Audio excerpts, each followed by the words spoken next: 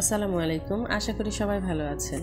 যারা মিষ্টি পিঠা খেতে পছন্দ করে না, বিশেষ করে তাদের জন্য আমার এই পিঠার রেসিপিটা।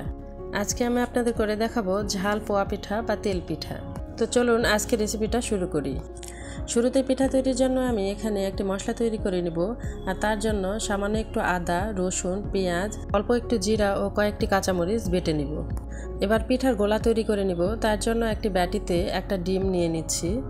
তাতে দিয়ে দিব বেটে রাখা মশলা, স্বাদমতো লবণ, সামান্য হলুদ, কুচি করা পেঁয়াজ, একটু ধনিয়া পাতা ও সামান্য গোটা জিরা। এবার সব মশলাগুলো একটু সামান্য মেখে নিব।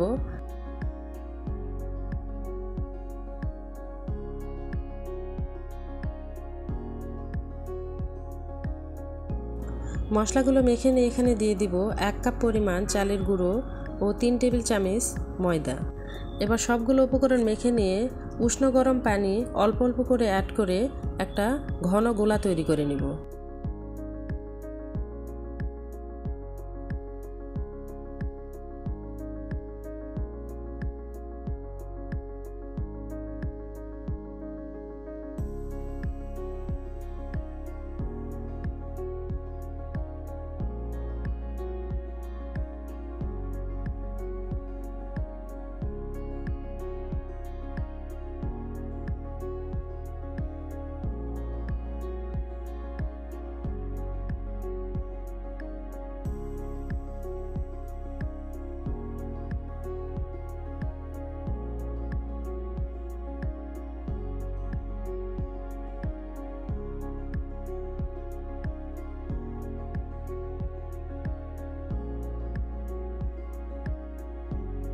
আমার গোলা তৈরি করা হয়ে গেছে, আর আমার গোলার ঘনত্বটা ঠিক এরকম হয়েছে।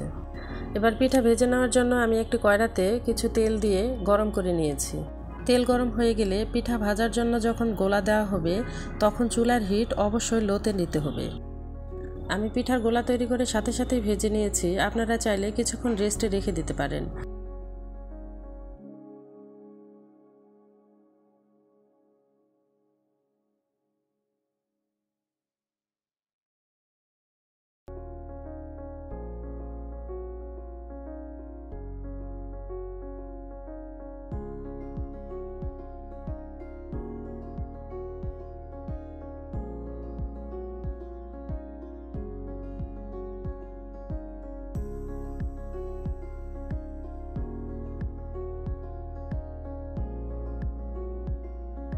আমার সবগুলো পিঠা ভাজা হয়ে গেছে।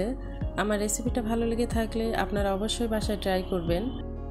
আর কোনো জিজ্ঞাসা থাকলে কমেন্ট করে জানাবেন। আরও নতুন নতুন ভিডিও পেতে আমার চ্যানেলের পাশে থাকবেন। এতক্ষণ আমাদের সাথে থাকার জন্য ধন্যবাদ।